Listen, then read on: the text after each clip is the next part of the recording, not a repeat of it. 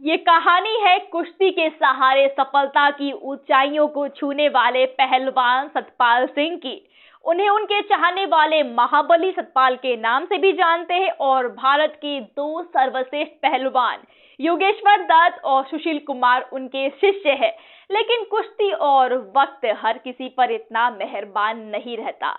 सतपाल जब 1982 के एशियाड में भारत के लिए स्वर्ण पदक जीत रहे थे, तब उन्हीं के साथ अभ्यास करने वाले और अनुभव में उनके सीनियर रहे रघुवीर पहलवान घर वापसी की तैयारी कर रहे थे।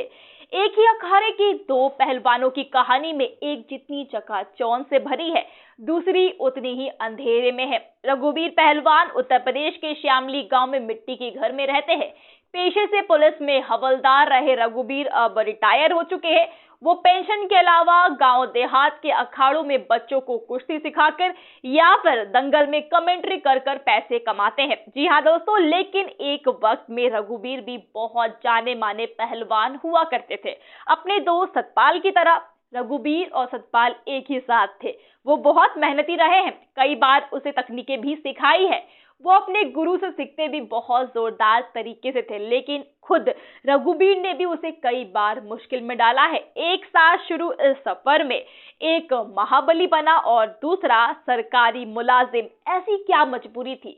इस पर रघुवीर पहलवान का कहना था, कुश्ती एक महंगा खेल है, खाली मिट्टी में लंगोट बांधने से काम नहीं चलता, दूध और बादाम खाने के लिए पैसे भी चाहिए होते हैं। सतपाल के घर से उन्हें पूरा सपोर्ट था, लेकिन रघुवीर के घर से उन पर नौकरी का दबाव था। वो बताते हैं कि कैसे नौकरी के लिए उन्हें कई सारे कंपटीशन भी छोड़ने पड़े थे। जी हाँ, रघुवीर के पिताजी के पास इतने पैसे नहीं थे कि वो हमें खिला सकते थे और दूर अखाड़ों में भेज सकते थे।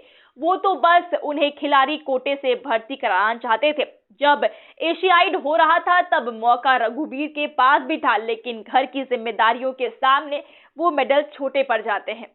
हालात ये थे कि रघुवीर पहलवान के घर में उनके बाद पहलवानी से जुड़ने वाला कोई भी नहीं है और ना ही वो किसी को इससे जोड़ना चाहते हैं। रघुवीर आज भी कई बार अपने पुराने दिनों की यादें ताजा करने के लिए अपने दोस्त सतपाल के पास दिल्ली के छत्रसाल स्टेडियम में चले जाते हैं, जहां वो नए पहलवानों को देखकर दंग हो जाते हैं। रघुवीर कहते हैं कि हमारे जमाने में कुश्ती ऐसी नहीं हुआ करती थी, आजकल तो कुश्ती बड़ी फास्ट हो गई है। हम पहले दांव और ताकत पर निर्भर थे, आजकल तो सब तकनीक पर निर्भर है। रघुवीर को अफसोस है कि जिस तेजी से दुनिया में कुश्ती का चलन आगे बढ़ रहा है, उससे भारत की पारंपरिक कुश्ती पीछे जाती जा रही है। उन्होंने कहा, गांव में तो पैसे के दंगल होते हैं, यहाँ ना कोई फिटनेस देखता है और ना ही तकनीक।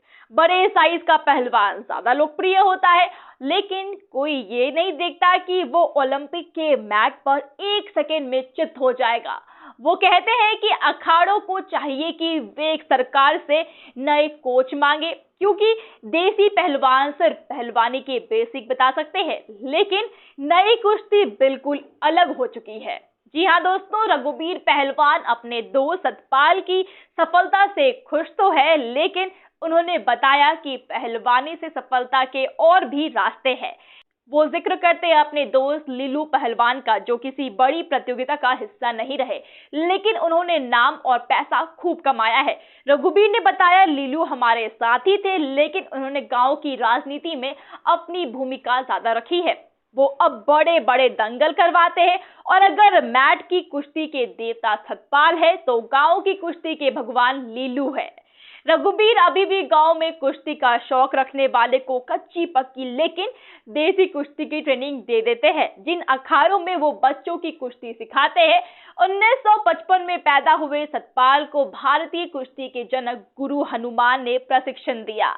सतपाल का जादू सिर्फ खेलों में ही नहीं बल्कि भारत के दूर दराज दायरे में इस कदर चला कि वो महाबली सतपाल के नाम से मशहूर हो गए।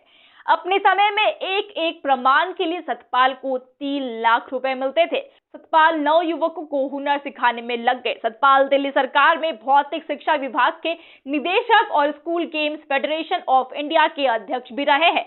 2012 ओलंपिक पदक विजेता सुशील कुमार गुरु सतपाल के पास सीखने के लिए आए।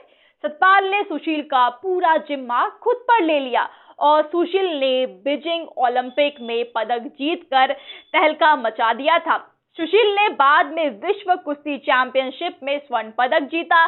सुशील के इस कामयाबी के पीछे रहे सतपाल सिंह जैसे गुरु की कहानी को दंगल 2 में हिस्सा बनाया जा सकता है। जी हाँ दोस्तों, आपका इस बारे में क्या कहना है ये हमें कमेंट्स में जरूर बताएं। एंड वीडियो अच्छी लगी हो तो वीडियो को लाइक करें, शेयर करें अपने दोस्तों के साथ, और हाँ, चैनल को सब्सक्राइब करना बिल्कुल भी मत भूलिएगा।